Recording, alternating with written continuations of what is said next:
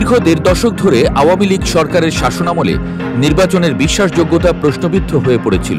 জাতীয় নির্বাচনে ভোটার উপস্থিতি কমে গিয়েছিল, বিশেষ করে তরুণরা ভোট থেকে মুখ ফিরিয়ে নিয়েছিল। এবার ডাকসুর ভোট হল নিরপেক্ষ সরকারের অধীনে প্রথম বড় নির্বাচন, যেখানে তরুণরা সরাসরি অংশ নিচ্ছে। রাজনৈতিক বিশ্লেষকরা বলছেন, এই অভিজ্ঞতা তরুণদের মনে নতুন আস্থা তৈরি করবে এবং আসন্ন জাতীয় নির্বাচনে তাদের অংশগ্রহণ বাড়িয়ে দেবে। রাজনৈতিক দলগুলো এই নির্বাচনকে অত্যন্ত গুরুত্বের সঙ্গে দেখছে। বিএনপি, জামায়াত, এনসিপি সবাই সমর্থিত প্রার্থীদের প্রচারণায় সরব। এমনকি শিক্ষার্থীদের গ্রামে পর্যন্ত গিয়ে ভোট চাওয়ার মতো তৎপরতাও চালানো হয়েছে বলে কানাঘুষা শোনা যাচ্ছে।